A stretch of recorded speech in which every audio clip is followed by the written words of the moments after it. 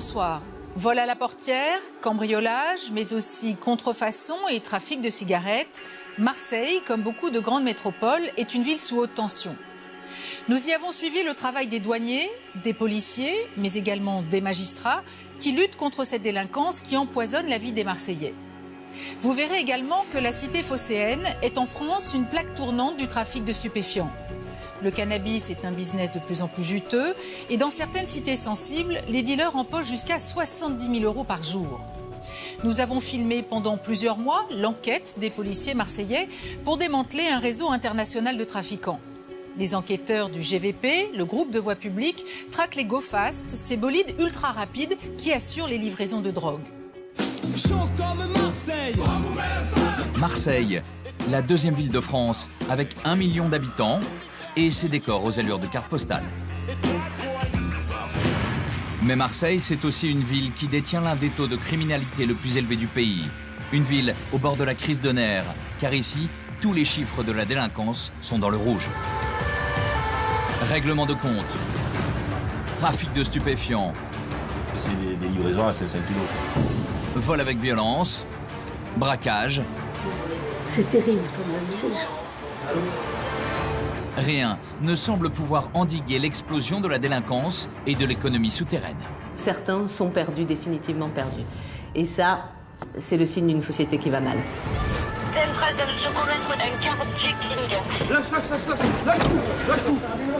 Ils peuvent souvent s'attaquer à des personnes donc pour un téléphone portable, un collier. La voiture, elle est gavée d'armes. Là, c'est du gros calibre. Hein. On a trouvé un pain de plastique avec un détonateur planté dedans. Les braquages, ils font le stup, ils font les homicides. Ils sont multicartes. Hein. À poil pour les beaux maîtres. Oh, réveille-toi. Oh, calme-toi. Doucement, calme-toi. Pendant 3 mois, nous avons suivi le quotidien des policiers et des magistrats qui tentent de faire respecter la loi dans la cité phocéenne.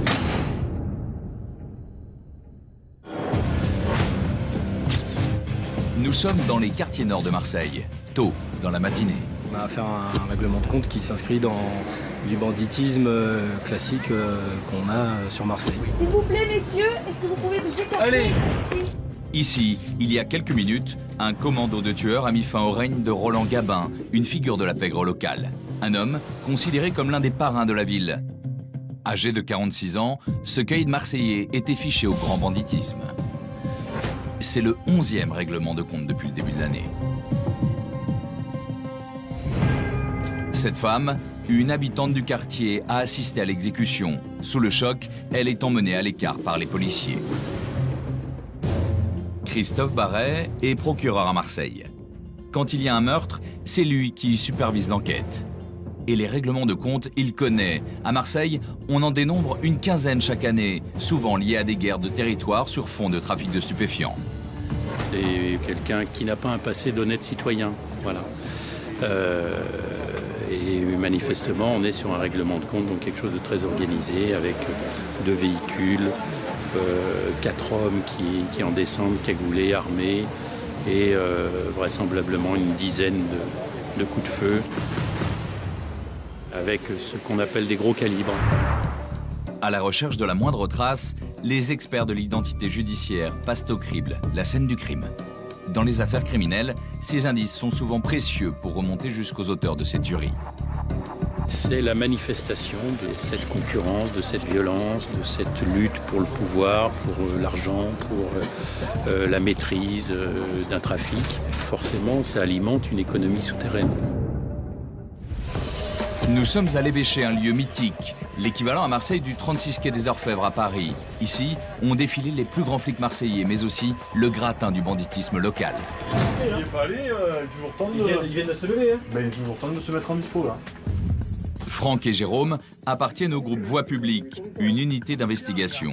Depuis plusieurs mois, ils enquêtent sur un gros bonnet de la drogue, un homme qu'ils ont mis sur écoute. Allô, oui. Ah, mon frère, ça va quoi? Viens toi.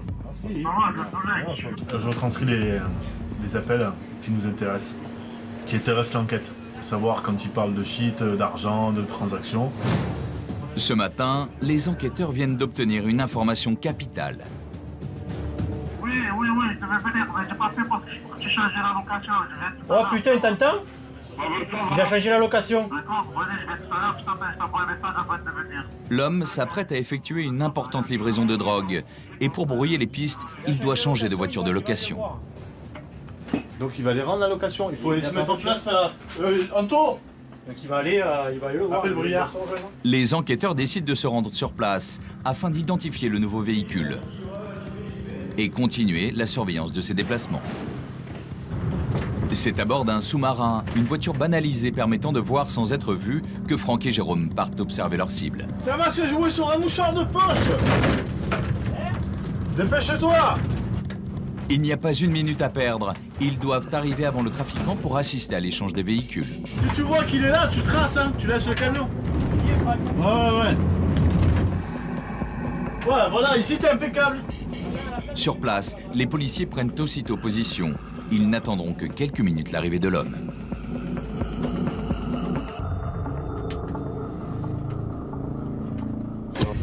C'est lui. Vas-y. Vas-y, c'est lui. Mets-toi. Ah mais c'est bon, je l'ai. Ouais, c'est bon. En survêtement gris, c'est le chef du réseau qui alimente en résine de cannabis plusieurs cités marseillaises. Considéré comme très dangereux par les policiers, il est aussi extrêmement méfiant. Il fait un premier arrêt devant l'agence de location avant de décider de déplacer la voiture. Du sous-marin, les policiers ne peuvent plus l'observer. Putain, il s'est garé là-bas, ce con. Jérôme sort pour aller se poster dans une chambre d'hôtel en face de l'agence de location. Service de police de Marseille. Oui. Est-ce que vous avez une chambre disponible où je puisse surveiller l'extérieur? Bien sûr. Je vais regarder la vue. Ah ouais, là c'est nickel, c'est parfait. Là. Merci, ouais. Le policier vient de trouver une chambre avec vue parfaite sur les malfaiteurs. Allez, viens, regarde-moi, que je te fasse une jolie photo. Regarde-moi. Ah oui, elle est belle celle-là. C'est dans la boîte.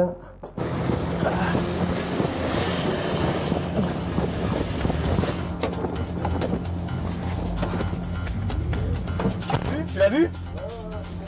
Il pourra pas dire qu'il est jamais venu au véhicule.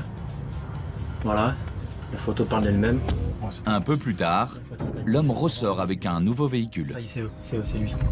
C'est quoi? C'est une Clio. Hein? C'est une Clio, ça. C'est une Clio. Il faut maintenant relever la plaque d'immatriculation. Il vient vers nous. Attention, ne te mets pas trop près de la fenêtre qu'il me voit.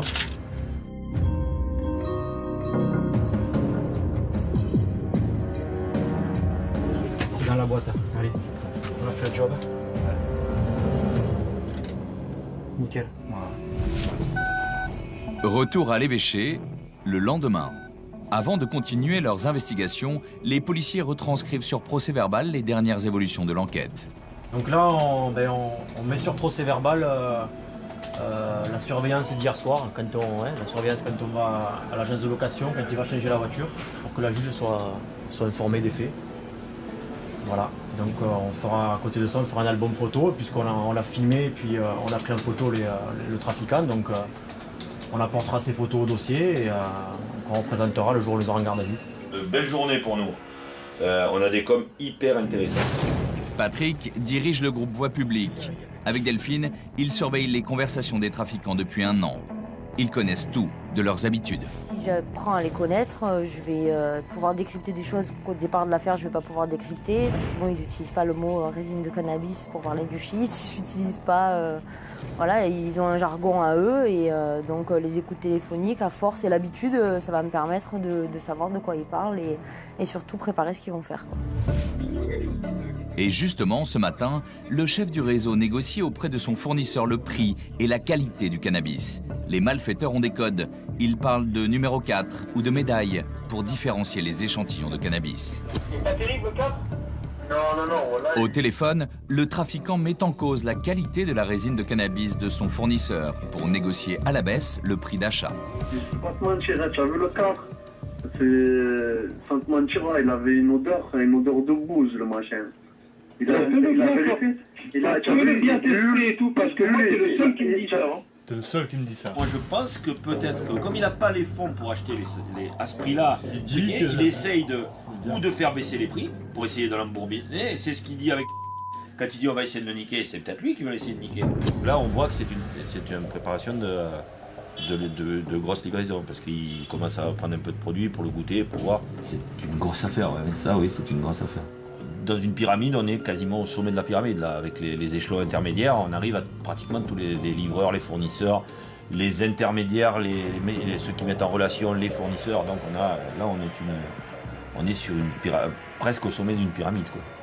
Et là, on parle de combien de kilos? Là, on parle entre 500 et je pense que c'est des livraisons à 500 kilos, quoi. 500 kilos de résine de cannabis. C'est plus d'1 million d'euros à la revente. Les gars, on se réunit? Une livraison de drogue est prévue bientôt. Patrick réunit ses hommes. Viens, on fait un bruit, tu appelles les autres. Pic, tu sais où il est? Les policiers ne sont pas censés travailler ce week-end. Pourtant, ils se rendent tous disponibles. Donc ce week-end, il faut que je mette le groupe en alerte. Qui c'est qui est déjà dispo pour le week-end en entier? Moi, je suis là. On prend tous une radio, parce que sur la surveillance, il faut que tous qu'on soit en radio. Quel sera le but normalement?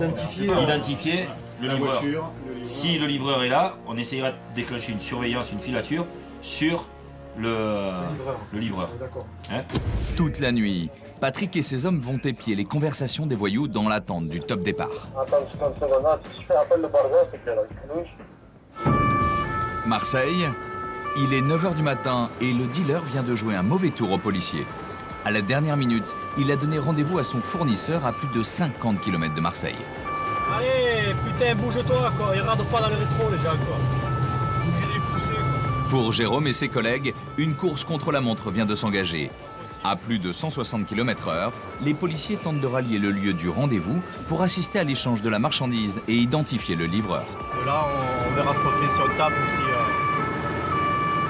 si on laisse faire et qu'on dur de les rattraper. Hein. À 180, si vous la 130. Hein. Moi, j'ai bien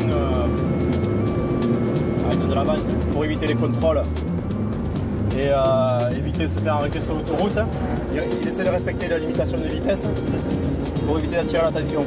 Et donc, ils ont pris là, cette fois-ci, ils ont pris des petits véhicules justement pour éviter de se faire repérer. Là, c'est tendu. Effectivement, il est trop tard. Sur place, les policiers constatent qu'ils ont raté les malfaiteurs. L'opération est annulée. Pourtant, à l'évêché, on ne perd pas espoir. Si maintenant on a une livraison qui se fait dans la journée, il faut qu'on soit prêt. Et donc il faut qu'on accélère à tous les niveaux. Parce que souvent dans ces affaires, le problème c'est qu'on est en retard sur eux. Donc on arrive après coup. Et donc tandis que là on peut être en avance. Donc en étant là, ça nous permettrait de leur passer devant et de pouvoir les interpeller au moment de la grosse livraison. C'est pour ça qu'on est plus excité maintenant, parce qu'on essaye d'arriver plus vite. Pour Patrick et ses hommes, l'enquête est loin d'être terminée. Si on ne tape un et on ne tape pas l'autre, on risque de perdre tout le monde. Les trafiquants vont encore leur donner du fil à retordre. Ouais, les gars, attentifs, ils ont repéré les plaques d'immatriculation des véhicules. Et vous verrez que l'obstination des policiers va finir par payer. La voiture, elle est gavée d'armes. Là, c'est du gros calibre. Ouais.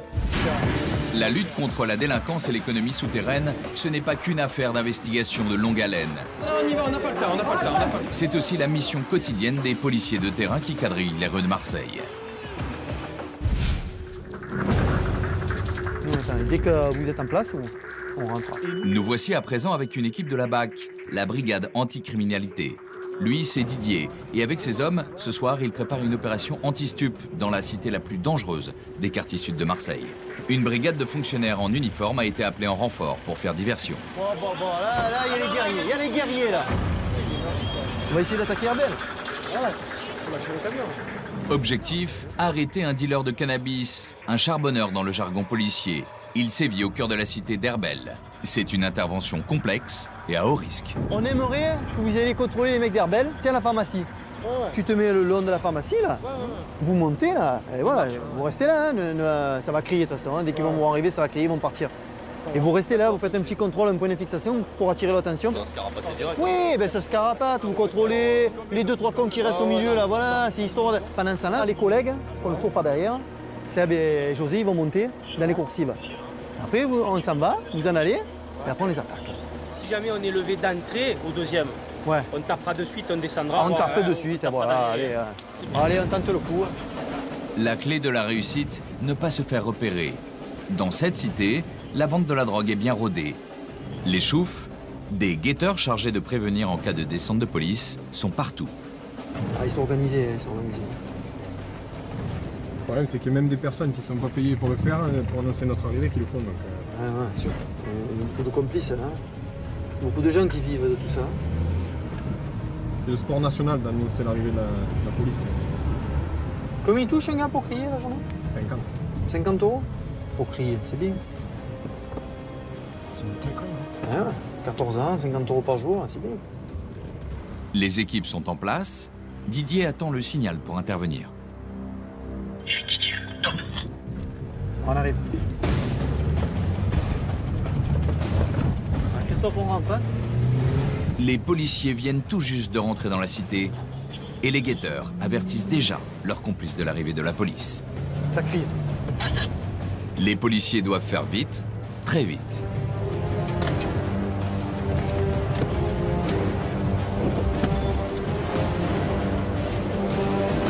Dans les coursives de l'immeuble, les hommes de la BAC se trouvent nez à nez avec le vendeur.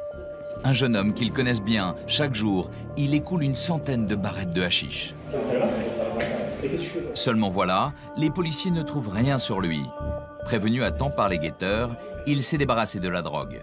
Il tente de justifier sa présence dans l'escalier, tant bien que mal. Et ça fait comment ton cousin? Mais ton cousin, c'est un fantôme, parce que tous les appartements là, ils sont vides. Ah, tu sais où il habite ton cousin ou tu sais pas où il habite? Oui, je sais où il habite. Qu'est-ce que tu fais là? Il était déjà cherché en bas. On était en bas. Ah, il est parti et tu cherches. Didier et ses hommes fouillent les coursives de l'immeuble. Ils en sont persuadés, la drogue se trouve derrière l'une de ses portes.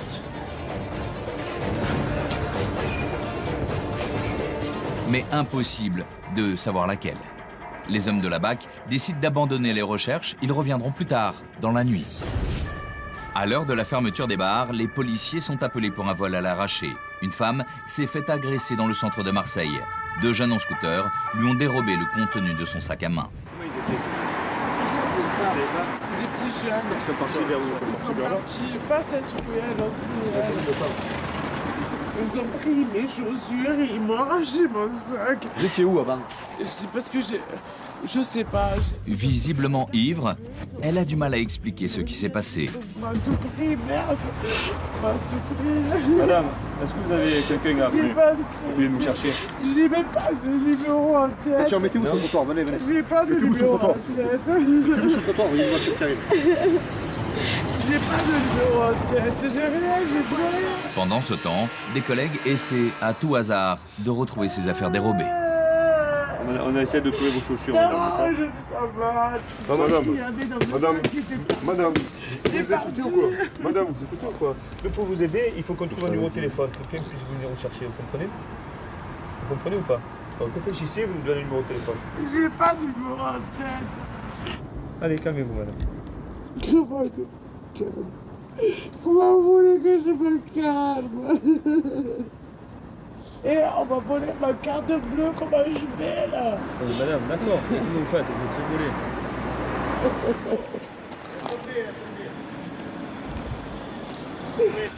Il a tout trouvé, la carte bleue, le téléphone. Il y avait tout là. Elle s'est pas fait arracher, je crois que... Madame, regardez. Regardez. Madame, regardez. Votre carte bleue, votre téléphone, il a allumé. Mais comment ça se fait? Ben, je sais pas. Il y a quelqu'un qui vous a téléphoné, Esther. Esther, oui. Je sais pas si vous avez un petit peu trop bu. Rappelez-la, rappelez-la. Attendez. Pourquoi Appelez Esther qu'elle vienne nous chercher. On va le torcher.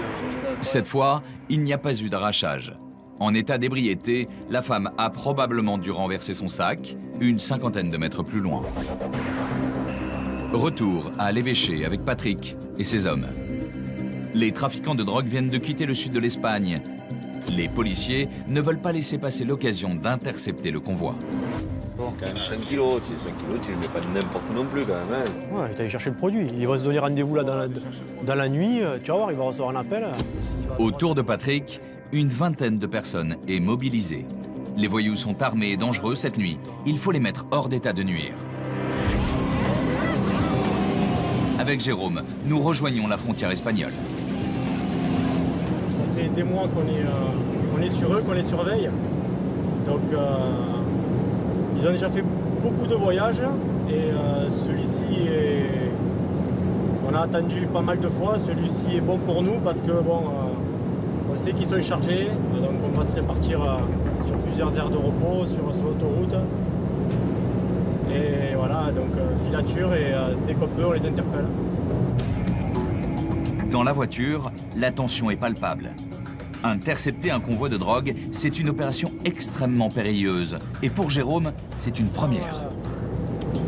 C'est pas qu'on est excité, mais voilà, c'est un stress positif et on est professionnel jusqu'au bout. Hein. Les trafiquants de drogue, c'est des individus qui sont très connus de nos services, qui sont éventuellement armés, on sait qu'ils ont des armes, puisque l'un d'eux est recherché pour un règlement de compte. C'est une interpellation qui n'est pas évidente, c'est forcément dangereux. Sur cette aire d'autoroute, les trafiquants ont leurs habitudes. Sitôt passé la frontière, c'est ici qu'ils s'arrêtent régulièrement pour faire une pause. C'est l'endroit où le groupe Voie Publique espère les interpeller. Tu vas te positionner comment? Ouais, je vais me mettre sur un parking, normalement, régulièrement stationné, puis on va attendre que tous les autres véhicules arrivent, puis on va faire le point, et puis on va peut-être commencer la filature d'ici, ou voire même peut-être interpeller les individus s'ils se posent. Aussitôt arrivés, les policiers s'équipent, prêts à intervenir. Mais il y a un problème. Là, il ne faut pas qu'ils nous arrivent en pleine bouche, parce que s'ils nous arrivent, là, on est détronchés, je vous le dis. Le système de géolocalisation des téléphones portables vient de tomber en panne. Pour les policiers, il est désormais impossible de connaître la position exacte du convoi chargé de drogue. Anto, je vais voir si on peut mettre un chouf là-haut sur l'autoroute. Patrick décide de placer un guetteur au bord de l'autoroute. On va aller se positionner là-bas avec les collègues de la PJ. Lui, il commence à regarder, au bout de 10 minutes, on ira le relever, et ainsi de suite, parce qu'on va avoir les yeux comme un dégot, on les voit passer, mais c'est très compliqué, quoi. Et c'est notre seule solution. Il fait nuit noire, et repérer le véhicule du chef du réseau devient mission quasi impossible. Rien n'est simple, tout se complique, en fait. On n'a jamais cette chance qui fait que... Oh, le petit truc qui nous fait qu'on réussit, quoi. Mais c'est jamais simple, donc ils nous donnent tous plus ou moins du mal. Eux, ils sont quand même assez performants, on va dire. Dans ce genre-là, ils sont quand même assez performants. Alors que Patrick s'apprête à relayer son collègue au bord de l'autoroute, allez, la voiture surgit. C'était quoi, là? C'est une Clio. Une Clio MBE qui va être passée, ouais. On part. Ouais, sur l'autoroute, on part. À notre niveau, à nous. Oh, on est passé. On annonce sur les zones, mais tu n'écoutes pas parce qu'il annonce sur les zones, là. Ils viennent de l'annoncer. On va essayer de la rattraper. Hein, on va voir si c'est celle-là. Ça marche. Rapidement, Patrick rattrape la voiture suspecte, celle du chef du réseau.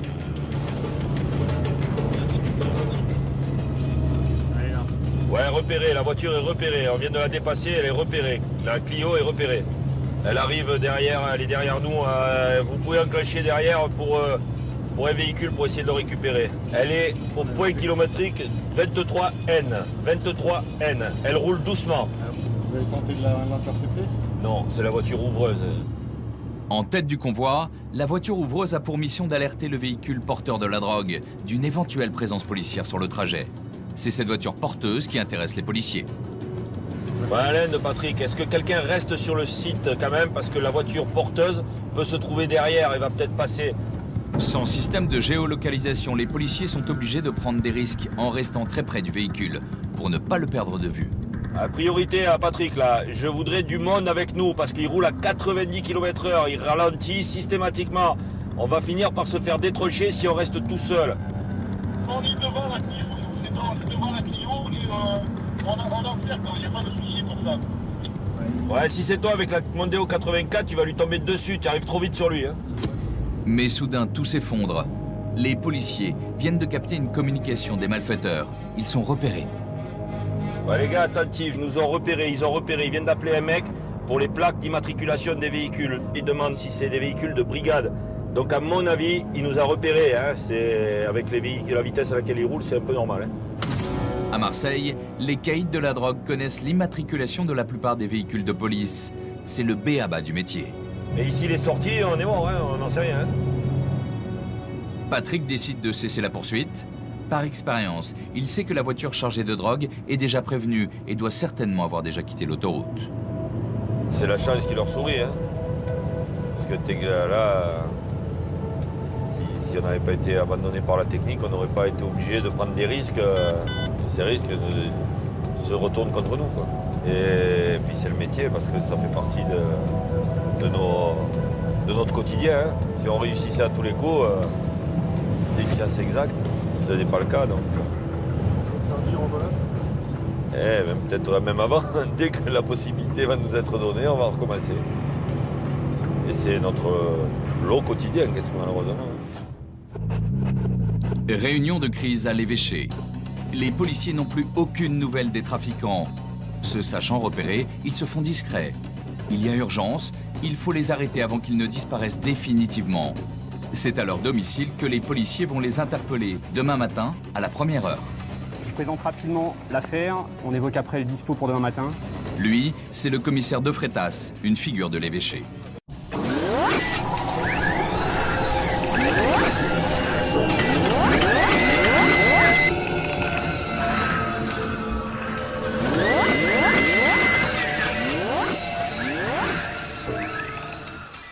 Il supervise le dispositif et assigne à chaque équipe sa mission. À l'ordre du jour, l'arrestation de 14 trafiquants de haut vol. Demain, on a quasiment une centaine de fonctionnaires dehors. On a mis en évidence l'existence du trafic et la responsabilisation d'un certain nombre de personnes en trafic. Et à un moment donné, il faut bien y mettre un terme. Bon, allez, on va les préparer. Là, on passe à... Parfait. Il est 5 h du matin. Une à une, les équipes se préparent pour l'opération. Mais encore une fois, un imprévu remet tout en cause. Le chef du réseau a quitté son domicile en pleine nuit. Le problème, c'est que si on est sûr qu'il est à l'hôtel, on va, on trouve l'hôtel, on sait où il est. Mais s'il est chez une pouffe, on est mal. Si on en tape un et on ne tape pas l'autre, on risque de perdre tout le monde. Ben, le grain de sable, c'est que... Et ses collègues ne sont pas au point où on pensait qu'ils seraient. Et ça bascule tous les effectifs, ça chamboule tout. Et avec la partie inconnue, est-ce qu'on va arriver à retrouver là où ils sont? Le coup de filet est finalement maintenu. Une équipe part immédiatement localiser le nouveau point de chute du chef du réseau. Patrick, de son côté, se rend dans une résidence du centre-ville de Marseille. Là, tu pars à gauche, là, juste de suite, et c'est le premier box à gauche. Son objectif, la perquisition du lieu de stockage supposé de la drogue. Dès l'ouverture, première surprise. Les policiers découvrent une puissante voiture de sport, sans plaque d'immatriculation et récemment volée. C'est une surprise, oui. Parce qu'on pensait qu'ils s'en étaient déjà débarrassés. Mais non, ils l'ont gardé. Ils sont conservateurs. C'est la totale. Pourquoi? Qu'est-ce qu'il y a? Du matos de stup ou...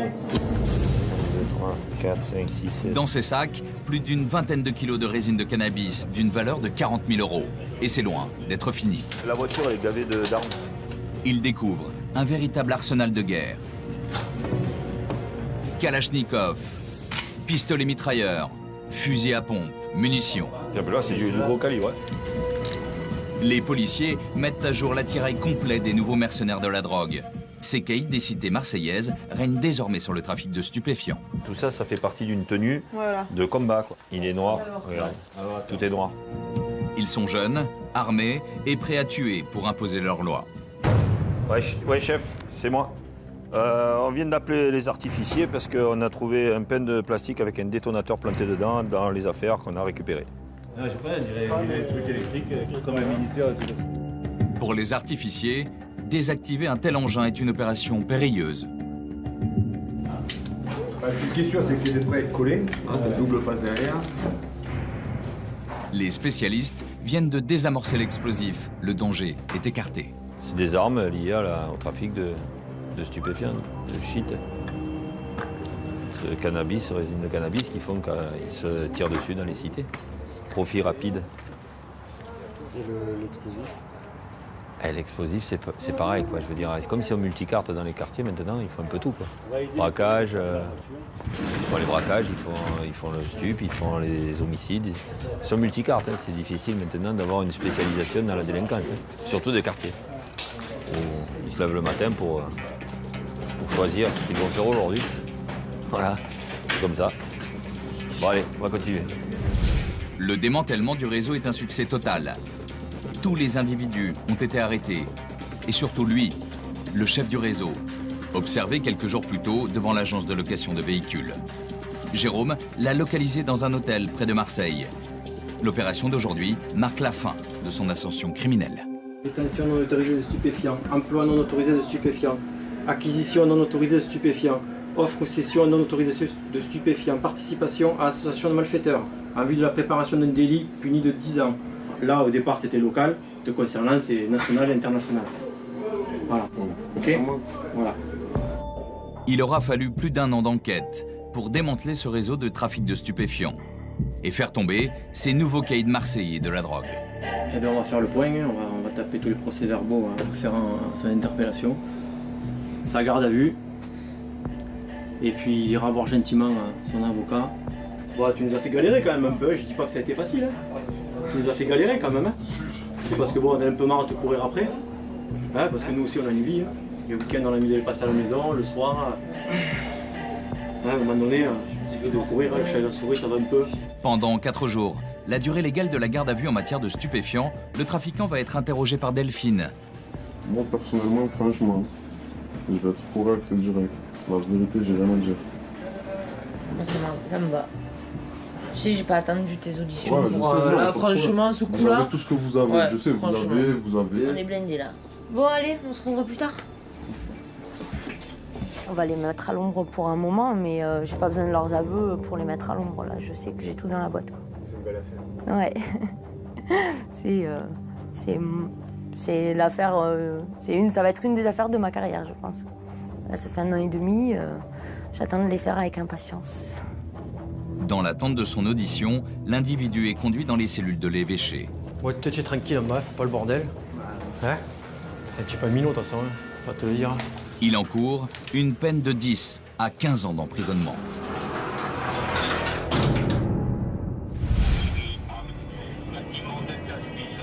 Retour à Herbel avec les hommes de la BAC, la brigade anticriminalité. Il est 2 h du matin. Les policiers comptent sur l'effet de surprise pour interpeller le revendeur de drogue.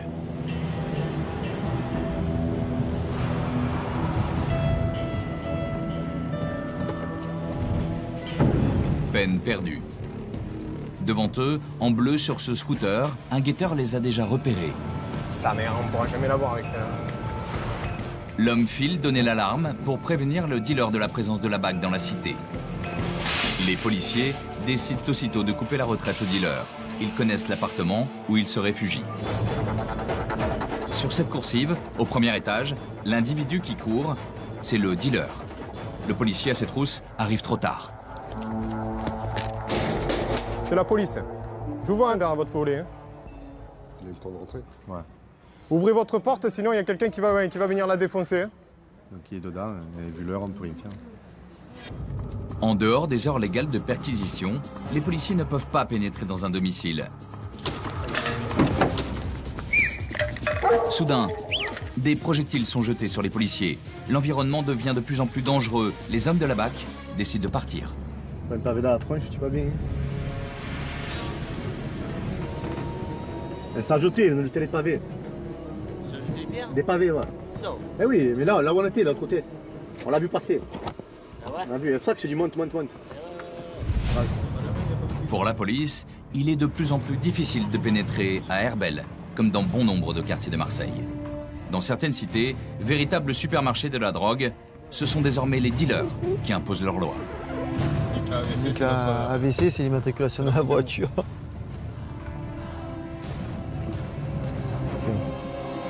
Quelques minutes plus tard, c'est dans un autre quartier que les hommes de la BAC sont appelés.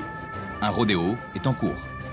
2 jeunes dans une voiture noire multiplient les passages en trombe au bas de la cité de la Cravache. Sourire sur la gauche. Ils tournent avec. Ouais, ils font le rallye avec. Avance, elle est à la gauche là. Elle est à gauche là. Bloque là. Hop, bouge pas. Bouge pas. Le mets sur le capot. Ouais, monsieur. Attendez, je suis handicapé. Ah ouais. Qu'est-ce que tu fais là? Je suis handicapé, monsieur. Ah, qu'est-ce que tu fais là? On a garé la voiture à mon collègue, là, il nous a dit de le garer. Sors. Éteins-moi ça. Voilà. Tu es handicapé, assis-toi là. Ouais, je suis handicapé. Assis-toi. Assis-toi. Tu n'as rien sur toi? Non, je vais me faire. Affolé à la vue des policiers, le conducteur a embouti la voiture dans un mur. Elle est sérieusement endommagée. Et le jeune, à peine majeur, n'a pas le permis. Elle était garée là-bas, je voulais la garer là et j'ai tapé. Voilà, il a tapé. Tu n'arrêtes pas de faire des tours, on le sait. On nous a appelés jeunes. Non, non, ça fait un moment que tu fais le con dans la résidence, c'est ça? Ah, voilà. Pourquoi tu le dis pas? Le mec, il n'a pas le permis, il vient de fracasser sa voiture dans un truc. Enfin, la voiture de quelqu'un d'autre, tu sais, d'un collègue de la cité. Là. Le propriétaire du véhicule est injoignable. Visiblement, il prête sa voiture aux jeunes du quartier qui se l'échangent et s'amusent avec. Allez, retourne avec tes collègues. Ça va, c'est bon. En fouillant la voiture, un policier découvre quelques grammes de cannabis sous une trappe du coffre. Le conducteur est emmené au commissariat pour défaut de permis et détention de drogue. Là, c'est du shit qu'on a trouvé dans la voiture, quelques barrettes. Évidemment, le jeune joue l'étonné. Il nie être le propriétaire des barrettes de shit. C'est pas à moi, ça. Je savais même pas qu'il y avait ça, je vous le jure. Mais comment on fait maintenant? Pas pareil là. Mais ouais, mais qu'est-ce que je te dis? C'est pour ça que ton propriétaire il est pas venu depuis tout à l'heure, parce qu'il savait ce qu'il y avait dans la voiture lui. Il y a combien de degrés? 12. Sérieux? C'est une go fast. Les policiers s'amusent de la situation. Tranche de vie habituelle dans un commissariat de Marseille. Combien de touches la cravache? Hein? Ah, je sais pas, moi, je suis pas tant ça, rien. Ah, c'est pas mon boulot, moi, frère. C'est quoi ton boulot? C'est quoi ton boulot? Mon boulot, c'est dormir, hein. Tu nous régales. Finalement, le jeune sortira quelques heures plus tard. Il sera convoqué par la justice dans quelques mois. Audrey Joanneton, procureure au tribunal, voit défiler chaque jour dans son bureau des jeunes de cité. Elle ne cache pas son inquiétude face à l'augmentation de cette délinquance. Il y a une véritable organisation mafieuse dans certaines cités de Marseille.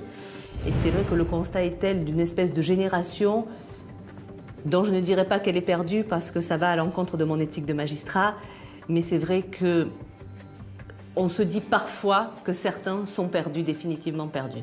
Et ça, c'est le signe d'une société qui va mal. Impuissance, découragement, des sentiments que partagent les policiers et les magistrats à Marseille. Ils s'inquiètent de l'omniprésence de la drogue dans les cités et de la violence que le trafic engendre. Nous retrouvons Jérôme et Delphine du groupe Voix Publique. Il est 6 h et ce matin, ils vont interpeller les auteurs d'un vol à la portière qui a eu lieu il y a quelques mois. En fait, ils ont commis un vol à la portière ici même, hein, dans ce quartier-là, sur une personne qui était tranquillement au feu, arrêtée.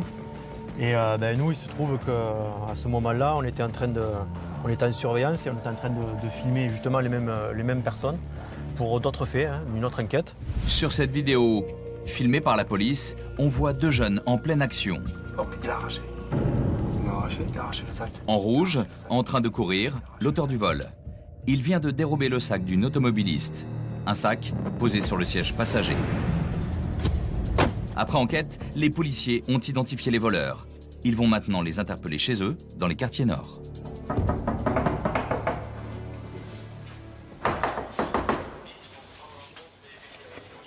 Madame... C'est la police. Oui, police. Qu'est-ce qu'il dit? Venez. Quoi ton nom? Il n'y a rien de grave. La police. Venez, moi. Bouge pas, c'est quoi ton nom? Non, mais laissez-le. Menotte-le s'il faut. Je commence pas. C'est ton petit frère, Ziane? Demande-lui qu'il se calme tout de suite. Ça va, wow. Ça va se passer. Te menotte sinon. C'est les mœurs, C'est les mœurs? Non, ça n'a rien à voir. Une autre affaire. Lui, c'est le complice du vol. Il est déjà connu des services de police pour vente de drogue et vol à l'arraché. Les enquêteurs veulent mettre la main sur la veste qu'il portait lors de l'agression. Elles sont où tes affaires? Je jure que c'est ici. Non, ça c'est Ces vestes, elles sont où par hasard? Je jure que c'est ici. Il n'y a pas de veste là, il n'y a rien. Il n'y a pas de veste. Avant de partir, les policiers contrôlent son véhicule. Elle est où? Elle est en bas, monsieur. C'est quoi, c'est Kyo, non? Oui, oui. Et surprise, dans le coffre, ils y découvrent un stock de cuivre, certainement dérobé sur un chantier destiné à être revendu sous le manteau. Qu'est-ce que tu fais avec ça dans le bureau dedans? Hier, je l'ai récupéré. Tu l'as récupéré où? Avant la campagne. Vous demandez à mon patron, c'est tout. Et si demande vous dites non, vous mettez vol de cure avec. Mais les policiers ne s'attardent pas trop. Dans cette cité, ils ne sont pas les bienvenus. Malgré l'heure matinale, la situation peut déraper à tout moment. Là, à droite. Là, on l'emmène en l'évêché, il va être passé en garde à vue. On va le remettre en cellule, on va aller chercher son complice. Aujourd'hui, ils font du stup, demain, ils arrachent un sac, après-demain, ils font un cambriolage, dans un mois, ils font un braquage. C'est la délinquance d'aujourd'hui, quoi. Et ils n'ont plus de spécialité, et ils font tout et n'importe quoi. Et c'est les opportunistes, c'est l'occasion qui fait que dès qu'ils ont un bon plan, ils le font. Et donc là, en l'occurrence, ils vendaient du stup. Et d'un coup, une voiture qui les intéresse, un sac sur le siège avant. On ouvre la portière, on arrache le sac. Voilà.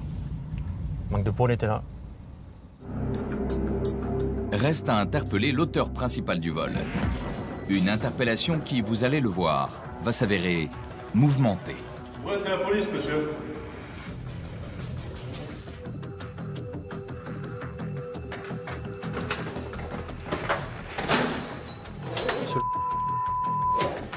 La police.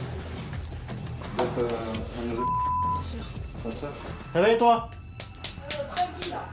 Réveille-toi. C'est quoi ça? Oh, vous êtes chez moi. Oh, réveille-toi. Oh, réveille-toi. Visiblement, l'homme est ivre. Les policiers ont du mal à le réveiller. Donne-toi moi, voilà. Oh non. Y'a que ça pour te réveiller, c'est ça? Bouge pas, bouge pas, bouge pas. Bouge pas. C'est la police. Bouge pas. Pourquoi tu te réveilles pas? Tant bien que mal, ils parviennent à le menotter. Mais qu'est-ce qu'il a, lui? Il est pas bien, non? Ça va? Il n'y a pas de souci. Ah, ben là, il s'est réveillé, ça y est, là, il est réveillé. On va faire une perquisition ici. On va t'emmener, tu vas aller en garde à vue. Tu as droit à un avocat, à un médecin. Mais pourquoi? Pour une histoire de vol à la portière. Moi j'en veux plusieurs des avocats. Ah oui. Ah oui. On traîne dessous, si tu veux. Tu travailles? Ouais, je travaille, vous inquiétez pas. Non, je suis pas inquiet. Moi je parle pas avec vous. Je suis pas inquiet. Les enquêteurs sont à la recherche d'indices pouvant le confondre. Y'a rien. Il faut les scapes demain. Ils perquisitionnent l'appartement. Non de rien. Non. Rien de rien. Eh ben, y'a vraiment rien. Ils veulent connaître l'origine de ses revenus. Voilà, si je cherche un plus, s'il travaille. J'ai déjà travaillé dans ma vie, chef. C'est pas ça, je te demande si tu travailles en ce moment. En ce moment, je travaille pas. J'ai déjà travaillé dans ma vie.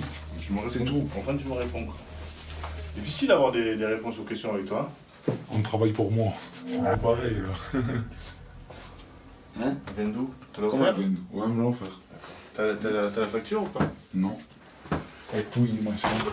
Faites le ménage. Videz tout. Fouillez poche par poche. Parce qu'il y a vraiment rien. Vous avez fait une grosse erreur. On va faire le reste de la maison. Hein. Oui, monsieur. Comment on fait Une perquisition, ça s'arrête pas à ta chambre. Mais bien sûr, la perquisition, ça s'arrête pas à ta chambre. Hein. La perquisition, c'est domicile. C'est quoi, c'est bien, laisse-le, il faut Reste là, assis-toi, reste là, assis-toi. Allez, viens, Écoute, ne parle pas. Calme-toi. Ne sors pas de ta chambre, reste là. Vous avez une facture pour l'ordinateur? Elle a une facture, vous inquiétez pas. Allez, sortez. Qu'est-ce que vous parlez avec elle? Sortez-moi la facture. Pendant la fouille, l'individu s'emporte et devient violent. Calme-toi. Doucement, calme-toi. Oh, mais t'as bu, tu dégages, tu pues l'alcool. Je les ai injectés. Aïe, aïe. Les policiers finissent par le maîtriser. Calme-toi, tu t'es calmé ou pas? T'arrêtes pas de bouger. Tu restes tranquille. Être agressif. Ne bouge pas. Tu regardes, ça va. Tu bouges. Tant que tu seras pas calmé, on va pas te lever. D'accord? Vous me détachez, Calme-toi. je ne bouge pas, chef. Calme-toi. Calme-toi. Reste comme ça, là, t'es tranquille. Mais pourquoi vous faites ça? C'est ça que je veux savoir. Pourquoi vous venez faire ça? Sous l'effet de l'alcool, le suspect commence à divaguer. Tu crois que t'aurais été balancé? On va faire un kilo en rentrant. Balancer, un kilo en rentrant. Tu crois que t'aurais été balancé? Pourquoi balancer? Je sais pas, je te demande. Ah, je sais pas, moi, si je faisais quelque chose, je pourrais être balancé. Mais quand tu fais rien, tu pourrais être balancé. de choses différentes. Les billets verts, les billets violets, le talbin, on en a, ne vous inquiétez pas. 6 000, 7 000, 10 000 le mois, oui. Allez. Les policiers ne trouveront rien dans l'appartement. Tu vas avec eux? Merci beaucoup. Tant mieux. Allez, les gars. C'était pas dangereux, mais bon. Là, on va directement à l'évêché. On va placer en garde à vue le jeune homme. Et commencer l'enquête. On peut la commencer là. Du moins la finir, parce qu'elle a déjà commencé. Les arracher de sac à main, c'est pas pour nous. Je mange pas de ce pain-là. Tant mieux. Quel pain tu manges? Ah, ça c'est un autre jeu, ça. Il faut rentrer dans l'autre jeu après. C'est plus pareil. Et il a laissé donner comme ça, le jeune. Et bien après, je travaille à la poste avec mon père. C'est amusant, non? À l'évêché, les enquêteurs lui font passer un contrôle d'alcoolémie qui va confirmer leurs premières impressions. Souffle. Tant que le téléphone a arrêté. 1,20 g dans le sang à 10 heures. Donc c'est quand même pas mal. Hein. Ça veut dire qu'il avait beaucoup plus il y a quelques heures. Hein.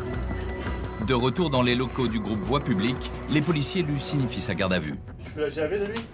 Ouais. Il n'y a pas de souci, je reste calme, vous inquiétez pas. Oui, il était connu pour être un peu guidé. Ouais, non mais il est un peu fumé ce mec, on le savait un peu, donc c'est pour ça qu'on prend des précautions, mais il a voulu s'exciter, il a commencé à se débattre, à donner des coups, donc on est obligé d'employer la force strictement nécessaire pour le maîtriser, c'est pas lui qui mène la danse, c'est nous. Hein. Dans l'attente du procès, l'homme et son complice seront remis en liberté et placés sous contrôle judiciaire. Dans la cité phocéenne, les forces de l'ordre restent mobilisées pour endiguer les trafics en tout genre. Tu vois le gant bleu ciel, ça fait 2 fois qu'il fait l'aller-retour. Messieurs, bonjour. Marchandise à déclarer à la douane? Oh putain! Voleurs à l'arraché, revendeurs d'or, les policiers sont sur tous les fronts. Allez, ça part. Tu reconnais ce scooter ou quoi? T'as pas l'impression que tu es parti avec? Et ils se montrent impitoyables. C'est un contrôle, monsieur. Vous avez rien de particulier sur vous, monsieur? Videz vos poches ici. Ma chevalière, j'en étais tous les soirs, là. J'ai regardé, elle y était. Tu vas aller me gâcher tout ça pour un collier? Mais là, vous êtes en train de la gâcher, votre vie, monsieur. Bien procéder à un contrôle de la bijouterie. Je vous informe que vous êtes donc placé en garde à vue.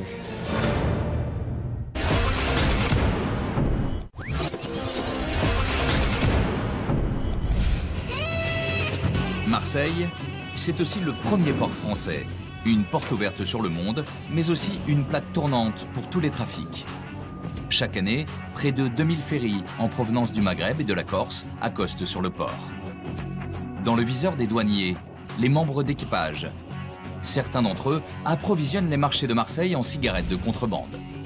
Isabelle est agent des douanes. Accompagnée d'un collègue, elle nous montre leur manège. Ah tiens, tu vois le gant bleu ciel, ça fait 2 fois qu'il fait l'aller-retour, lui.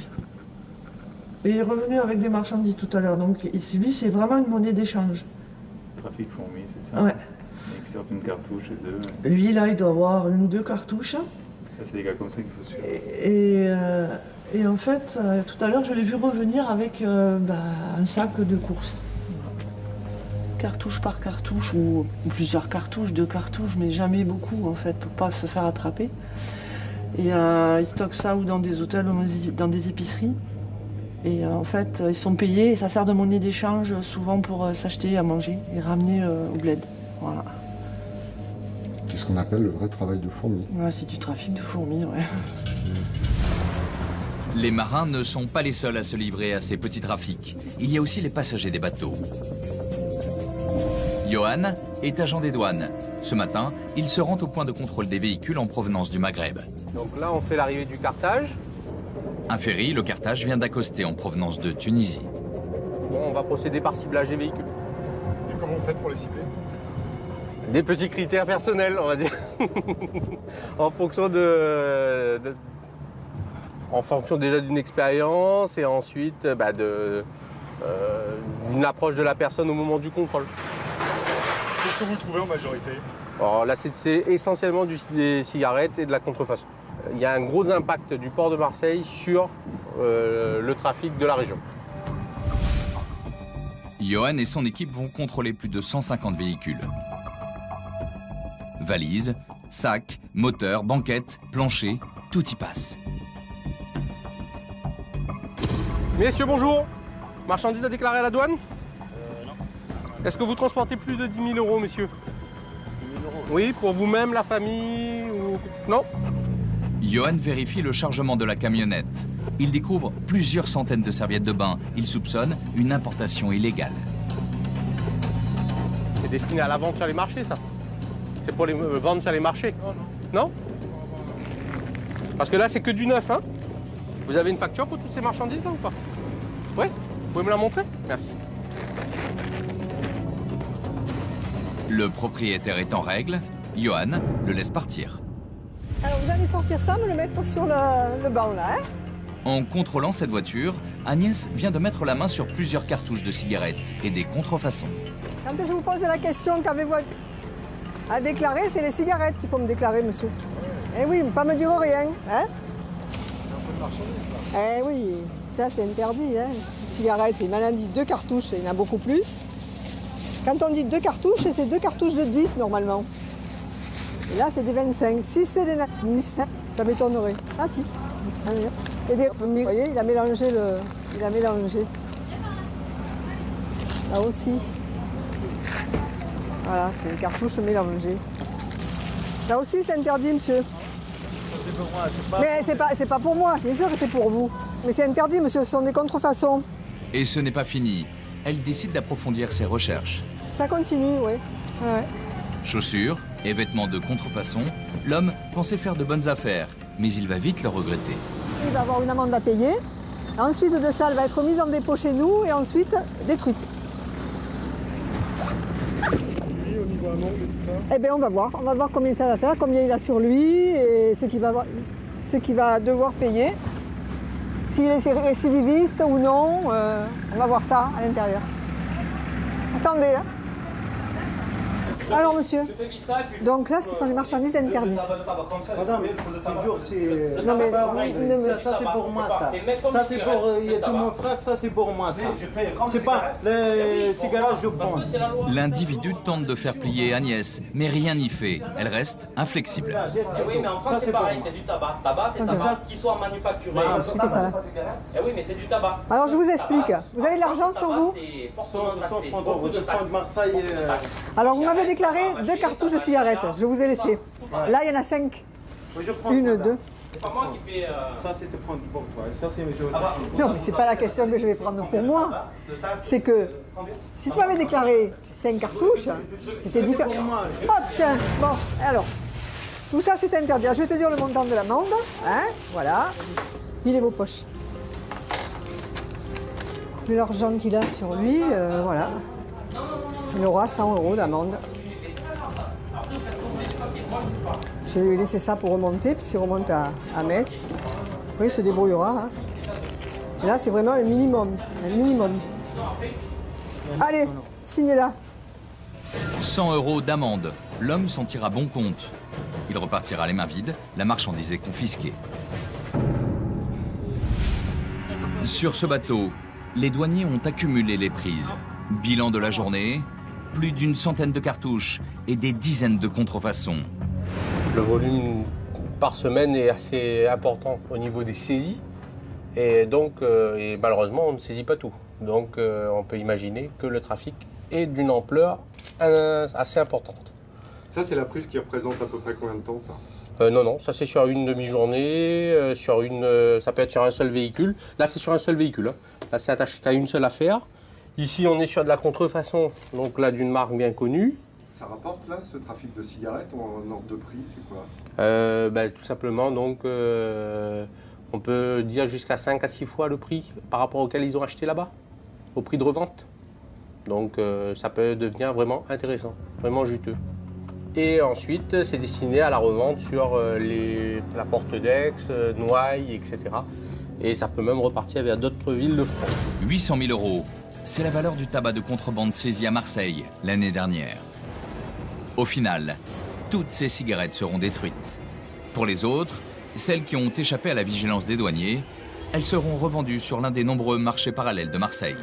Nous nous sommes rendus en caméra cachée sur l'un de ces marchés, celui de la Porte d'Aix, un endroit que tous les Marseillais connaissent. Combien la cartouche? 30 €. 30 €. C'est au milieu, non, j'ai l'euro. Combien? Paquet ou cartouche? Cartouche. Non, j'ai l'euro, 28, c'est au milieu 30. Ouais. Non, c'est 32. 28 euros blanc. Les revendeurs n'hésitent pas à interpeller les clients pour écouler leurs marchandises. Des cartouches de cigarettes à moitié prix, 30 € en moyenne au lieu de 60 dans le commerce. Combien? 20. 20. Non, 20. On va faire. 27. Ça va. 27, Non, pas cher. on a déjà pris 27. Vous l'avez là? Attends, j'arrive là. Le trafic est parfaitement organisé. Un vendeur, avec seulement quelques paquets sur lui, attire les clients. Juste à côté, un complice l'approvisionne en gros. Ouais, je vais la prendre. La pochette, un sac. Ouais, je vais la mettre dans mon sac. Attention, la police. Ouais, je la range. À Marseille, on estime qu'un quart de la consommation de tabac provient des cigarettes de contrebande. Mais sur ce marché, on ne trouve pas que des cigarettes. Ici, on peut également se procurer toutes sortes d'articles de contrefaçon, au détail ou en gros. Des articles qui seront ensuite revendus par les marchands à la sauvette qui pullulent à Marseille. C'est quoi la marque là? C'est ça? Montre-moi-le. Ouais. C'est la BAC qui lutte au quotidien contre ce trafic. Didier et ses hommes viennent de surprendre un revendeur en pleine activité. Il y a des marques là ou pas? Sûr, hein? Si je cherche, si je trouve au fond, hein? L'homme assure qu'il ne vend pas de contrefaçon, mais les policiers vont vite constater le contraire. Ah, ça commence, Adidas. Ah, Real Madrid. D'où vous le sortez, ça, monsieur? Vous avez une facture d'achat ou quoi que ce soit? Combien là le maillot? Combien là le maillot? 2. Attendez, j'ai pas fini. S Marshall aussi, c'est. Ouais, mais c'est en bois ça, non, US Marshall? V, 2, V. Ah, il y a le OM maintenant, mais il est de côté ceux de marque. Ils sortent d'où? Hein? C'est des contrefaçons ou c'est des vrais? C'est des vrais? Combien vous le vendez, ça, monsieur? C'est la verbe. 20 €? Ah, c'est contraventionnel ça. C'est une vente à la sauvette. Il n'y a que ça là, qui c'est un pays encore. Hein. Je ne sais même pas s'il est vrai. Ah, c'est parti. Bon, on ne t'embarque pas. Ouais. Hein? Par contre, on ne veut plus te voir là. D'accord? Hein? Devant tout le monde et tout, on ne veut plus. Hein? Terminé. Hein? Tiens, prends ça. Allez, L'individu peut s'estimer heureux. Les hommes de la BAC le laissent repartir sans le verbaliser, faute de preuves suffisantes. On fait du social, ce soir. On fait du social.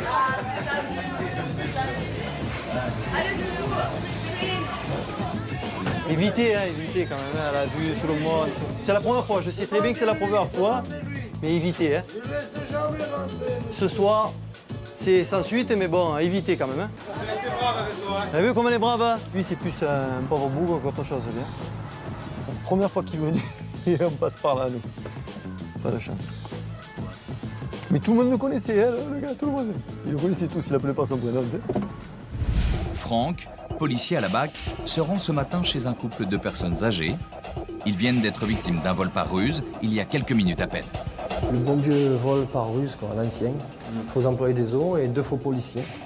Le faux employé des eaux s'est introduit chez le couple. Puis, des faux policiers complices se sont présentés pour l'interpeller. Dans la confusion, les 3 individus ont dérobé une chevalière en or. Bonjour monsieur, bonjour madame. Alors cette fois, c'est des vrais services de police, hein? Je l'espère. Regardez. Oui, mais vous aussi. Ouais, je sais. Mais c'était la même, ça ressemblait à cette carte-là. Oui, monsieur, c'était la même. Parce qu'ils ont dit, vous avez affaire à un voleur. On vient, on l'arrête. Alors ils ont mis les menottes derrière et ils sont descendus comme ça. Qu'est-ce qu'on a comme signalement? Monsieur, des hommes grands comme ce monsieur. Et costaud. Un costaud.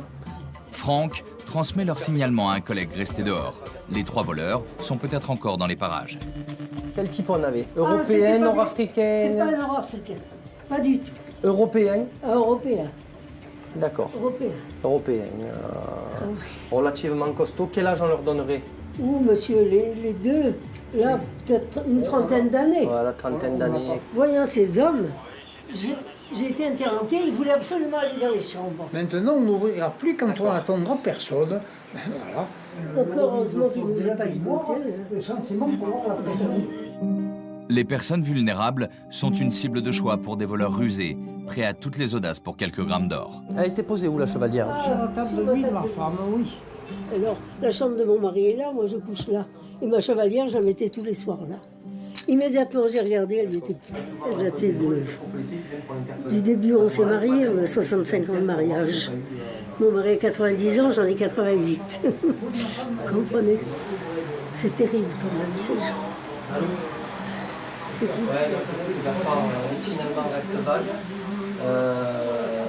Bon courage, messieurs, dames. Faites attention à vous et déplacez-vous au commissariat du 8e pour le dépôt de plainte, d'accord? Oui, nous irons dans l'après-midi. C'est bien.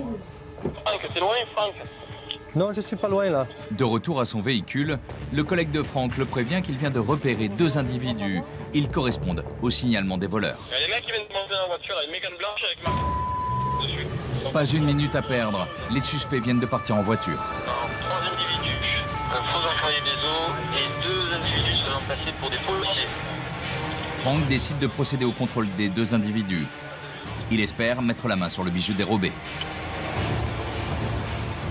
C'est un contrôle, monsieur. Les policiers fouillent les 2 personnes à la recherche des fausses cartes de police. Vous avez rien de particulier sur vous, monsieur? Je vais vérifier. Hein. Videz vos poches ici. Et vérifient leur emploi du temps. Vous avez rencontré un client là-bas? C'est-à-dire, comment je peux vérifier vos dires? Moi, si vous me dites que je suis allé voir un client, je vais aller voir le client, moi, hein, monsieur. Oui, Bertrand. Ouais, on a la voiture, là, on est en contrôle. Les gars me disent qu'il y a un chantier en ce moment, derrière le Mistigriff. Tu as ça là-bas sur place ou quoi? Oui. Au téléphone, le collègue de Franck confirme leur alibi. Fausse alerte. Et votre attitude a paru suspecte à un fonctionnaire qui était en place, en attente, au rond-point du Prado. Mais ça s'explique. Hein. Ça marche, messieurs. Au revoir, bonne journée.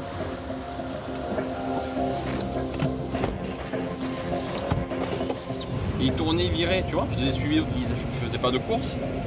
Le manège nous paraissait suspect, non? Mais en fait, il n'y a rien. Ouais. Non, mais j'ai compris après. On estime que 3 kilos d'or, l'équivalent de 60 000 €, sont dérobés et revendus chaque mois à Marseille. La fièvre de l'or s'est emparée.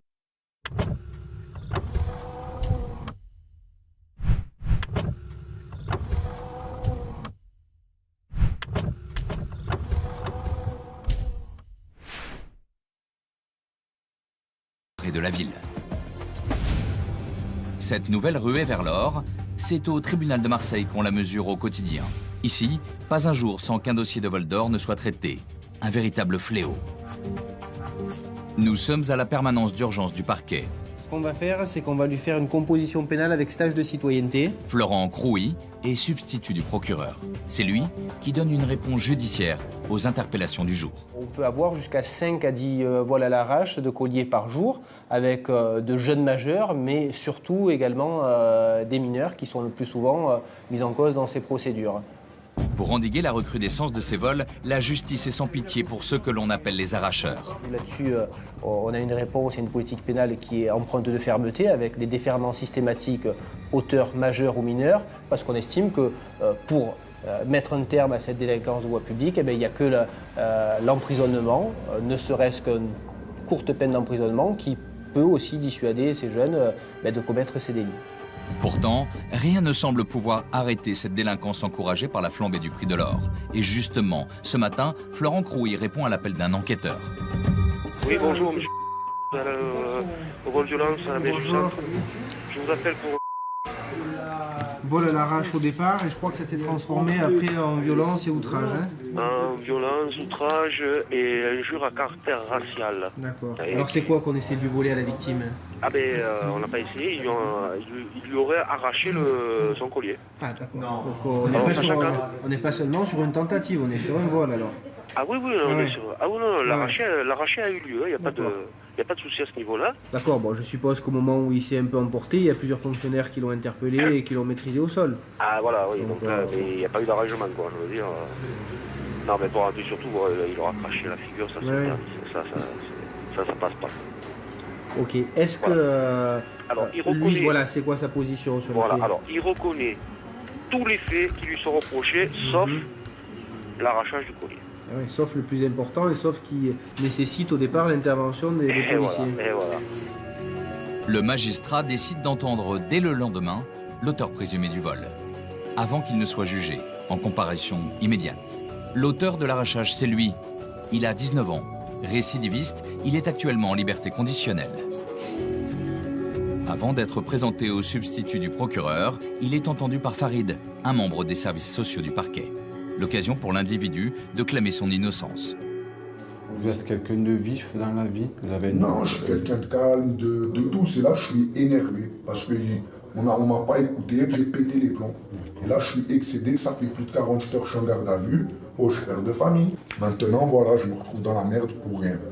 Maintenant, l'outrage, je le reconnais, l'outrage, la rébellion, je me suis excité, je me suis énervé, ça c'est vrai. Mais voilà, suite à quoi? À une injustice, c'est tout. D'accord. Voilà. Allez, merci. Au revoir. Pour Farid, c'est l'avenir même de ce jeune qui va se jouer devant le tribunal. Il n'y a pas d'entre-deux. Il est ou relaxé ou condamné. On est face à un dilemme. Soit ce gamin, parce que c'est un gamin, il va pouvoir rebondir, soit à un moment donné, il va être à nouveau cassé. Monsieur le mandat d'aujourd'hui. Le mis en cause est présenté au substitut du procureur. À poil pour les baumettes. Il va lui notifier les charges retenues contre lui, avant son passage en comparution immédiate. Pour le jeune homme, c'est la dernière occasion de se faire entendre. Bonjour monsieur. Faut vous asseoir monsieur.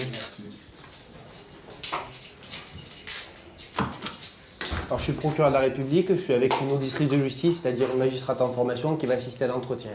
Vous reconnaissez les violences, les outrages, les dégradations, et vous contestez l'infraction initiale, l'infraction qui a nécessité l'intervention des services de police, c'est-à-dire le vol avec violence. Alors dites-moi exactement ce qui s'est passé, monsieur. Je ne suis pas un voleur, je n'ai pas à être accusé de ça. Je suis père de famille. Depuis que je suis sorti de prison, je vous jure, je fais tout. Je suis premier de ma classe. Mes patrons, ils sont... Je suis apprenti maçon, je suis premier de ma classe. Mes patrons, ils sont fiers de moi. J'ai réussi à récupérer mon enfant. J'ai une copine, on est en train de chercher un appartement. Je suis en train de tout bien me remettre. Ma copine travaille, est en train de tout bien restabiliser ma vie. Et je vais aller me gâcher tout ça pour un collier. Mais là, vous êtes en train de la gâcher, votre vie, monsieur, parce que si moi je suis votre position, que je ne partage pas et que vous n'êtes pas l'auteur de ce vol, reste qu'après, il y a des infractions qui ont été commises et que si vous êtes aussi brillant que vous le dites, je ne vois pas pourquoi vous avez outragé... De moi, j'ai senti l'injustice. Une fois que la victime elle est venue, elle me désigne en tant que voleur que c'est pas moi. Mais moi, je dis qu'elle vous a reconnu en confrontation et qu'elle vous a reconnu au moment où vous étiez sur les lieux des faits. Mais c'est écrit qu'il y a beaucoup d'incohérences dans ce qu'elle a dit, dans le rapport de police. Moi, je ne vois pas d'incohérence, monsieur. Je vois qu'elle vous reconnaît formellement. C'est tout ce que je vois. Voilà, monsieur, merci. Vous redescendez au Joal et puis on fera... Ça sera vous le procureur? Non, ce sera un autre procureur. Même s'il reconnaît les violences, le déni total du vol ne plaide pas en sa faveur. À l'issue de sa comparution, il sera condamné à la peine planchée. 3 ans de prison, dont 18 mois avec sursis. À Marseille, 80% des vols avec violence concernent des arrachages de colliers. Au même moment, le procureur de la République, Jacques Dallest, a réuni l'ensemble des services de police, des douanes et de la gendarmerie. Bon, alors sur les faits marquants, le règlement de compte, on n'en a pas eu pendant près de 6 mois, puis il y a eu notre site. Ces réunions se tiennent 2 fois par mois. Elles sont l'occasion de faire un point sur les affaires judiciaires marquantes. Aujourd'hui, Jacques Dallest tient particulièrement à mettre l'accent sur le fléau du vol d'or. Il faut continuer les opérations contre les bijoutiers ou les officines d'achat d'or, parce que ça, c'est... Ah, c'est une plaie. Il faudrait même qu'on arrive un jour à faire un petit dossier pour en faire passer en comparution immédiate pour Rossel. On a besoin de mettre hors d'état de nuire le maximum de ces voleurs à l'arraché et également de mener cette lutte en aval auprès des acheteurs. Ça, c'est un combat qu'il faut mener, que nous menons. Dans le collimateur du procureur, ces officines qui fleurissent à Marseille. Il s'en est ouvert une 50aine l'année dernière. Certaines n'hésitent pas à proposer le rachat de bijoux abîmés comme un clin d'œil aux arracheurs. Les consignes du procureur sont relayées sur le terrain. Patrick mène une enquête sur des commerçants peu regardants sur l'origine de l'or qu'ils rachètent. Ce matin, il se rend dans une bijouterie qui a pignon sur rue et qui recèlerait de leur volet. Là, nous allons procéder à un contrôle de la bijouterie qui se trouve dans le centre commercial des et remonter sur des recels de bijoux volés au sein de l'agglomération marseillaise. et ultérieurement convoquer cet individu si on venait à découvrir et à constater des infractions. Pour mettre à jour d'éventuelles infractions, Patrick, accompagné des services de douane et des impôts, va éplucher le livre de police, la Bible des bijoutiers. À l'intérieur, doivent obligatoirement figurer toutes les transactions d'or et l'identité des vendeurs. Bonjour madame, service de police madame. On vient procéder à un contrôle de la bijouterie. Dans un premier temps, je vais juste vous demander le livre de police et vos pièces d'identité s'il vous plaît. Très vite, les policiers constatent des anomalies. Le registre n'est pas tenu correctement, il manque des caractères obligatoires qui ne permettent pas de retrouver les fournisseurs et les déposeurs d'or. Il reste assez flou sur leur déclaration de toute façon. La bijoutière est dans l'impossibilité de justifier la non-tenue du livre de police. Il n'y a pas de pièce d'identité du tout là. Oui, là. Non? Attendez. Est-ce qu'il y a... Certains ont des adresses, mais pas tous. Certains ont des prénoms, mais pas tous. Donc l'intérêt du registre, c'est qu'on le avoir la vérifie. traçabilité. Patrick découvre également que les commerçants ont acheté de l'or à des mineurs, ce qui est formellement interdit. Il cherche à en savoir plus. Est-ce que vous imaginez vos enfants aller vendre de l'or? Non. Alors, pourquoi cet enfant viendrait vendre de l'or? Vous pouvez simplement vous poser peut-être la question que peut-être ça provient, peut-être que lui ne l'a pas volé, mais peut-être que c'est quelqu'un qui lui a demandé d'aller le vendre. Peut-être. C'est envisageable. Bon, et bien à partir de là, vous n'avez pas à lui racheter l'or. Je conçois, vous êtes peut-être fatigué, mais on ne peut pas se justifier comme ça. Hein? C'est vrai. Voilà. Pour couronner le tout, le bijoutier est incapable d'estimer ses revenus. Vous savez ce que vous gagnez par mois, monsieur, quand même. Non, vous ne savez pas du tout. Ce qui est totalement... Non. Plus précisément, il faut que je vois pour vous le dire. Ouais. Donc vous ne savez pas. Vous ne savez pas. Non. Vous ne connaissez pas vos revenus. Non, mais c'est ça, je vous pose la question. Livre de police non tenu, rachat d'or à des mineurs, revenus inconnus. Les enquêteurs ont la conviction que les bijoutiers sont hors la loi. Parce qu'il n'y a plus de comptabilité là depuis. Elle peut rien, elle fait ce qu'elle veut. Elle aimait pas les noms, elle aimait pas les noms. Pour des gens qui tiennent une bijouterie, ils n'ont pas connaissance de leurs revenus, de leur activité, c'est très très flou. Tout est reporté sur leur comptable alors que je pense que... Et s'ils ouvrent la bijouterie le matin, c'est pour savoir un peu... Enfin, ils ont une idée de leur activité quand même. Quelques jours plus tard, nous retrouvons Patrick. Il a convoqué la bijoutière pour qu'elle s'explique. Bonjour. Monsieur est donc des violences urbaines. Bonjour madame. Il a progressé dans l'enquête et a fait de nombreuses découvertes. Aussitôt, il lui signifie sa mise en garde à vue. Asseyez-vous.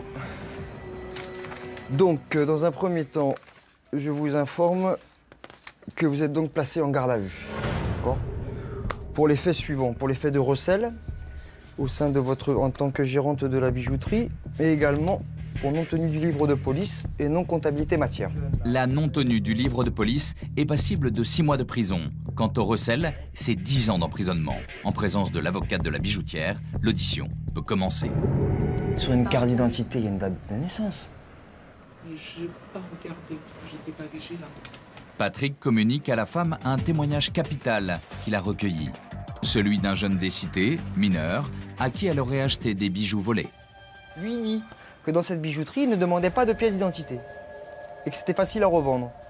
Pour tout vous dire, certains jeunes auteurs de vol à l'arraché vont vendre dans cette bijouterie. Et je lui pose la question s'il retournait vendre de l'or dans cette bijouterie ultérieurement. Elle me dit oui, après en avril. Ils m'ont pas demandé de pièces d'identité, pas de question quant aux bijoux qu'ils étaient cassés. C'est bizarre. Et ils m'ont remis 380 €. Je lui demande si les bijoux étaient bien cassés ou abîmés. Il me dit oui, je me souviens même, c'est les fermoirs qui étaient arrachés. Alors ils peuvent être arrachés pour plusieurs raisons. Mais quand il y en a plus d'une, c'est lui qui dit. Mais il y en a beaucoup qui disent, parce que le premier dans l'affaire de recel, il disait aussi. Lui, il dit. Et les deux autres, ils disent. Donc là, finalité, vous êtes en train donc de me dire que ce qu'il dit n'est pas vrai. Tout à fait. D'accord? Et maintenant, moi, je vais vous dire, la seule façon de le démontrer, ça serait votre livre de police. Mais en l'occurrence, là, je ne peux pas dire que vous avez raison, puisque votre livre de police, il est vierge. Patrick pense avoir mis en lumière les malversations de la bijoutière. Il espère bien décourager les arracheurs de colliers. Si cette information pouvait être donnée à l'ensemble des crapuleux qu'il peut y avoir dans le centre-ville de Marseille, à savoir que les bijoutiers ne rachètent plus l'or que s'il n'y a pas des éléments démontrant qu'elle appartient bien à la personne. S'il n'y a pas de receleur, il n'y a pas de voleur. Laissée libre sous contrôle judiciaire, la bijoutière attend son procès. Elle risque jusqu'à 10 ans de prison.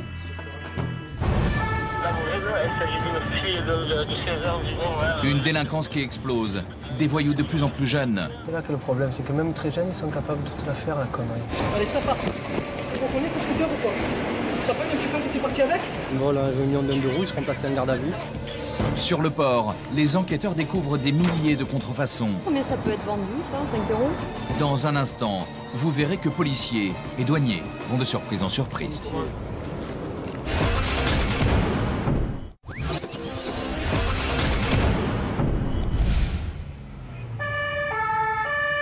Nous sommes avec les hommes de la BAC, la brigade anticriminalité.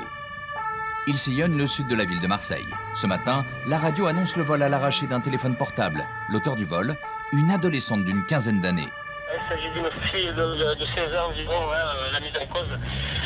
1m65, de corpulence mince. Le vol a eu lieu il y a longtemps de ça. Il y a plus d'un quart d'heure, L'arrachage a été commis il y a une vingtaine de minutes. Et pour les hommes de la BAC, il est peut-être déjà trop tard. Les victimes peuvent se plaindre auprès du 17, qui nous relaie l'information. Mais là, on a souvent un décalage, qu'on est en retard de 10 minutes, un quart d'heure, et à partir de là, c'est perdu, quoi. Mais Franck a une intuition. Il décide de se rendre dans un foyer de jeunes filles en difficulté, situé juste à côté du lieu de l'infraction. C'est peut-être l'endroit où s'est réfugiée la voleuse. Ouais, affirmatif, on va se rendre sur le foyer dans un premier temps. Ouais, juste là à gauche, ouais, c'est ça. Bonjour madame, c'est les services de police.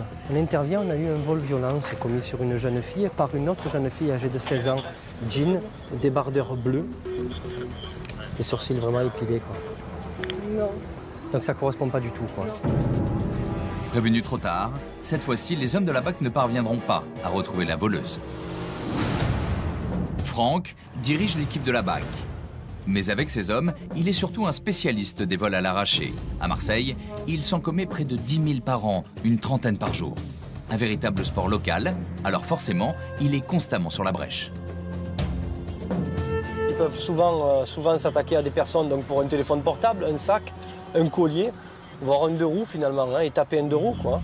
Pour lutter contre ce type de délinquance, véritable psychose pour les Marseillais, les hommes de la BAC n'ont qu'une alternative, le flagrant délit. Donc ce qu'on fait, nous, c'est qu'on choisit un secteur, on s'y pose, on y travaille, on essaie de repérer ces individus, et à partir de là, on les prend en filature. On les prend en filature, et puis on erre comme ils font, quoi, finalement, sans se faire repérer. Et puis s'ils viennent à taper, on est là au bon moment, quoi. Chaque jour, Franck et ses hommes pistent les profils qui leur paraissent suspects. Tout le tour, tu te mets en face, à la limite, qu'on essaie d'avoir une vue. Voir ce qu'ils font. Tu les vois là, tac. Ils sont là. Là, tu en as 2 là. Ils sont à la sortie du métro, tu vois. Regarde un peu à droite, un peu à gauche. Au loin, il vient justement de repérer 2 adolescents. Ils sont très jeunes, mais bon. C'est là que le problème, c'est que même très jeunes, ils sont capables de tout la faire, la connerie. Avec Laurent, son collègue, Franck se met aussitôt en chasse. La filature commence. Pour ne pas attirer l'attention, nous les accompagnons en caméra discrète. Ce qu'il nous faut, c'est avoir le meilleur visuel pour pas être trop près, pour pas se faire décrocher, pas être trop loin pour voir s'il tape. Tiens un visuel, toi? Les policiers ont du mal à suivre les 2 jeunes suspects. Sur leur garde, ils ne cessent de se retourner, de revenir sur leurs pas. Puis brusquement, ils se mettent à courir. Pour les hommes de la BAC, il s'agit de ne pas se faire repérer. Recule, moi j'ai le visuel. Ils abordent une femme, peut-être, attends, non? Il y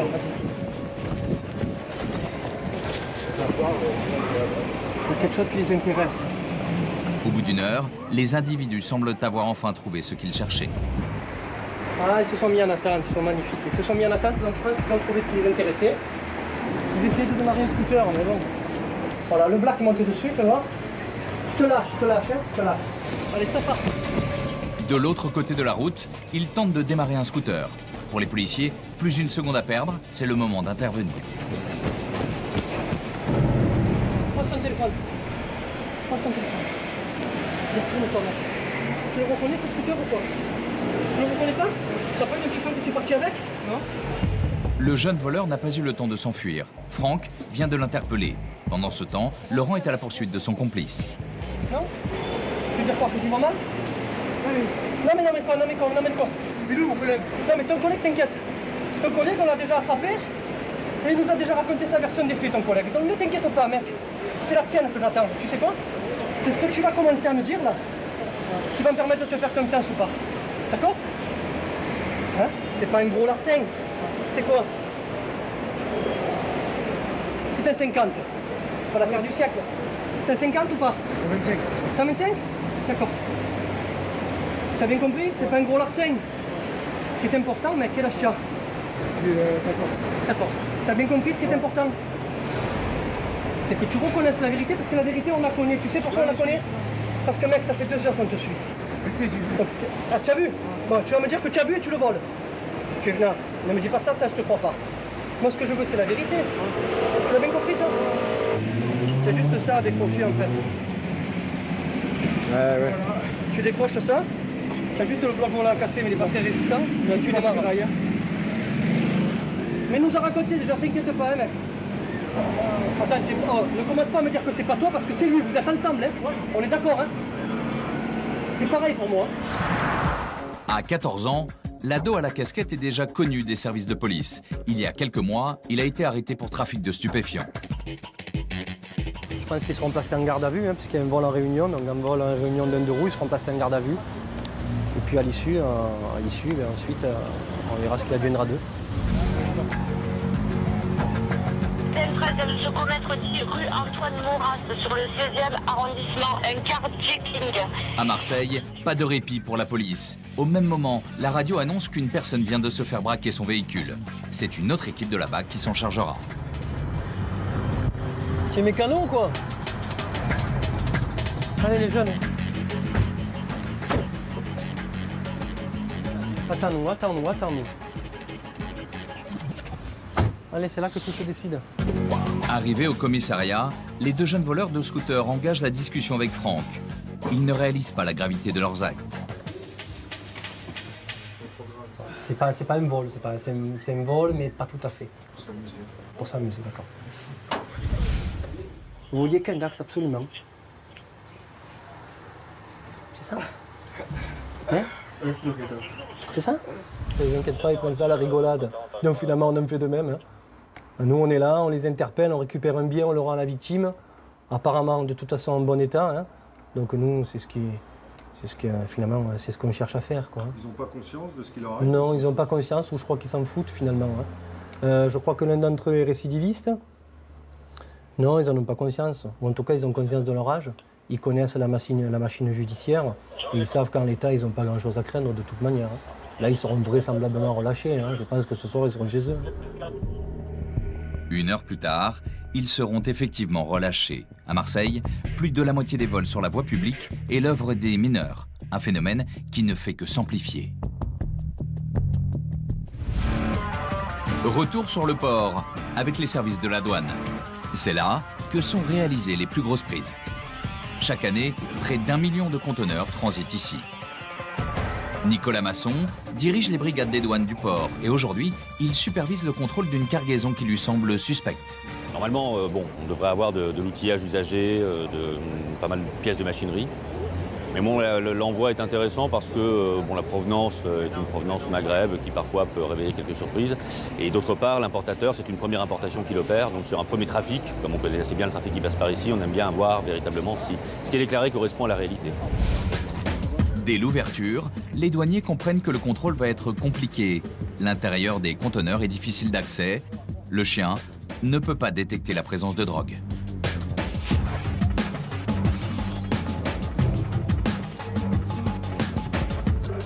Là, il n'a pas marqué du tout, de toute façon, sur celui-là, quand il est rentré. Non, mais absolument pas. Non, mais là, on ne peut pas aller jusqu'au bout. Et avec le temps qu'on a, là, normalement, ça pourrait dégager une odeur jusqu'ici ou pas spécialement? Si s'il y avait Pesquer. des kilos, Ouais, forcément voilà. tu le prendrais, forcément. Bon, déjà, on n'est pas Voilà, dans cette donc, configuration-là, quoi. ouais, non. Bon, ok. Là, le souci, c'est qu'on ne peut pas aller beaucoup plus loin dans le déchargement pour aller vérifier ce qu'il y a véritablement à l'intérieur. Bon, de toute évidence, s'il y avait une très grosse quantité de stupéfiants, parce que c'est essentiellement ça qu'on cherche sur ces deux conteneurs, le chien aurait probablement marqué parce qu'il n'y a pas beaucoup de vent, il fait très chaud, ça a voyagé longtemps, donc l'odeur dégagerait quand même assez largement. A priori, rien d'illégal, mais les douaniers n'ont pas dit leur dernier mot. À l'aide d'une caméra miniature, ils poursuivent l'inspection. Finalement, ils ne trouveront rien. La marchandise sera expédiée dans la journée à son destinataire. À quelques mètres de là, dans cet entrepôt, les douaniers ont un peu plus de chance. Ils ont isolé 2 conteneurs en provenance de Syrie. À l'intérieur, plusieurs milliers de vêtements de contrefaçon. Ils savent qu'il va leur falloir plusieurs jours pour effectuer l'inventaire de la marchandise saisie. Ouais, ça a l'air d'être un carton Le carton là entier, donc on entier, commence là. par le vider, trier pour voir si au milieu... Voilà, on ne sait jamais s'il n'y a pas de choses, bien sûr. Patrick Anthony supervise l'opération de comptage. Pièce par pièce, son équipe vérifie le caractère contrefait de chaque article. Là, en fait, il n'y a pas de contrefaçon particulière, il n'y a même rien du tout. Sauf que... Surprise. Et monsieur Doyen, venez voir. Là, vous avez Popeye. Oui. Et si vous regardez devant, il n'y a rien. Et si vous regardez les boutons, regardez ce qui est écrit sur le bouton. Oui, Burberry. Burberry. Non, mais là, oui, c'est n'importe quoi. C'est vraiment n'importe quoi. Il y avait Dolce Gabbana là, un bouton Dolce Gabbana, Burberry, Louis Vuitton, et à la fin, c'est autre chose. Voilà, donc là, il y a Burberry et Popeye. Donc bah, c'est vraiment... C'est un peu fait... C'est fait comme ça vient, quoi. Oui, absolument. Un travail fastidieux, mais essentiel pour permettre aux marques copiées d'engager les poursuites judiciaires. D'abord, dans un premier temps, il va falloir que les marques nous confirment que ce sont même des contrefaçons. À première vue, on n'a quasiment aucun doute, mais on ne peut pas travailler sans avoir l'accord préalable des marques pour relever l'infraction de contrefaçon. Donc, pour l'instant, elle va être retenue dans l'attente de la réponse des marques. Nous avons 10 jours pour obtenir la réponse des marques. À l'issue de ces 10 jours, comme toutes les marques auront confirmé le caractère contrefaisant des marchandises, elles seront saisies par service des douanes. Il y aura, je suppose, des poursuites judiciaires. À défaut, elles seront confisquées au profit de l'administration et ensuite détruites. Au total, les douaniers ont intercepté 5000 vêtements pour enfants. Un peu plus tard, ils découvrent une centaine de sacs de marques de luxe. Bon, c'est quand même une copie, hein, parce que bon, ce modèle il existe chez Chanel. Je sais pas combien ça peut être vendu, ça, 5 €. L'année dernière, 400 000 articles contrefaits ont été saisis sur le port de Marseille. Ce 90 minutes enquête est terminé. Merci de nous avoir suivis et à très bientôt sur TMC.